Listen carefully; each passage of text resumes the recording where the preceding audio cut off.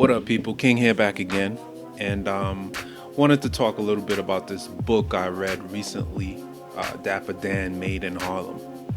And there's a bunch of reasons why you should read this book. And I mean, strictly, like, if you just want to be entertained, the book is very interesting. I mean, as soon as the book opens up, he's talking about some his life as growing up in poverty, and he talks about watching people get kidnapped in front of his store, and there's a lot of great stories. You got the Mitch Green and Mike Tyson situation. There's just amazing stories within the book. So just from an entertainment point of view, you should definitely check it out. But if you're a business person and you're looking to get motivation to keep working, because sometimes as an entrepreneur you can get discouraged on the business side. So if you just look at the determination from someone like a Dapper Dan, and you can see, like, this man was not going to lose. I mean, he built his company from nothing, and he knew nothing about fashion. He went out, he researched, he did the research, he learned how to make things from scratch. He hired some great tailors that he had working when he built his store, and he was creating things that weren't even on the market. And that's what made him so popular. He was creating coats and jackets and all of these different jumpsuits and all these type of amazing things, great quality stuff. And it wasn't even on the market. Like Louis Vuitton, Gucci, he had Gucci jackets, Gucci coats, all of these things that they didn't even have yet. And he was creating them and building them in his store, and using professional tailors, because he didn't know how to make these things. He knew, how it's supposed to look and everything, but he didn't know how to sew. And so he hired the proper tailors, and it's a really interesting story how he built his basically empire. And he always catered to people with money. His thing, he was working with a lot of the drug dealers in the community, and they had all the money. They would come in and they didn't have a problem buying these high quality leather Gucci jackets, this printed leather material that he created in the back of his store and his tailors created, and they didn't have a problem buying these high-end items. So his name spread. He started working with the biggest celebrities. They started coming to his store in Harlem, and he was making stuff for a lot of the 90s rappers like LL Cool J, Salt and Pepper. He even had I think it was a Louis Vuitton Jeep that LL Cool J used in his video for Big Ol' Butt. That Jeep that he pulled up in, that was actually Dapper Dan's Jeep. So there's a lot of amazing stories in this. And, it also talked about him becoming successful, him creating all of these items that weren't on the market. And the fashion companies wanted to work with him. And he didn't trust anybody. So he said, no, I don't want to work with you. And then they raided his store and shut him down.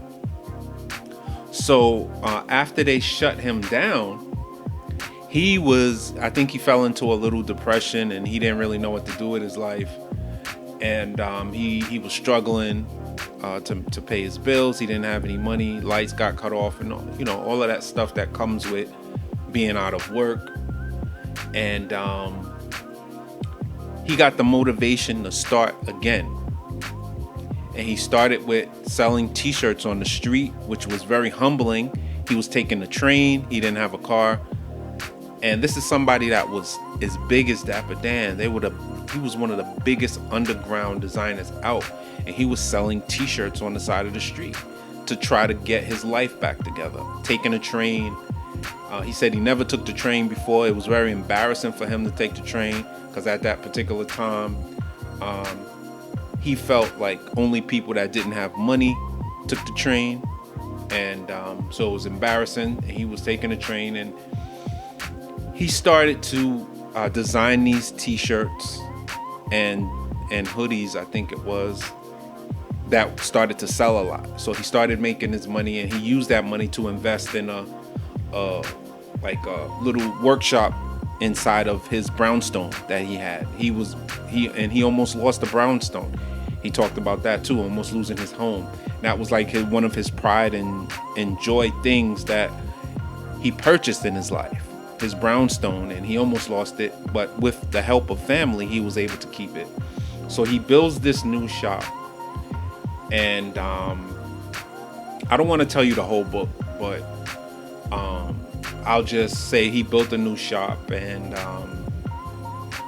the new shop started to take off, and he started getting his clientele back, and he built himself back up to where he was making the stuff again, and now he actually has his own workshop in Harlem, a building, I think, and it's actually him and Gucci. They partnered, and I think that's amazing that he finally decided to partner with a major brand. And I think he's 75 years old now, and he looks like a young man, and I'm so happy to see what he's doing. It motivates me as a businessman, and I think it's really great.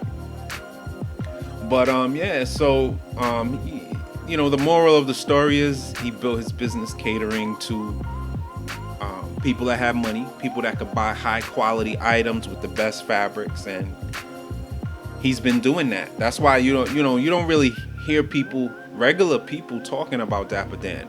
That's because he was behind the scenes. He's been working with Floyd Mayweather for 16 years. He's been creating like his shorts and stuff like that, and he works with people that have a lot of money, people that are on in movies and stuff like that. So regular people are not gonna. Now you have the opportunity to see Dapper Dan stuff because of the partnership with Gucci. It's more commercial. He's getting a lot of publicity. He's doing radio and all of that stuff. But when he was behind the scenes for the past 16 years working with people that have money, and so it's an interesting story. I really think you should check it out.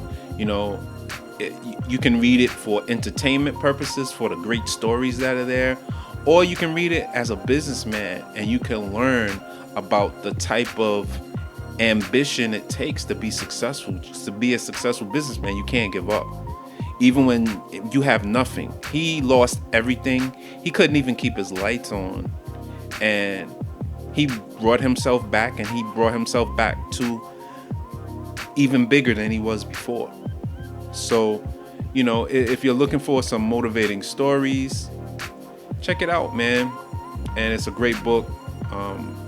I definitely would like to do an interview with him, so I'm going to hit up his team, see if I can talk with him and get him on the podcast.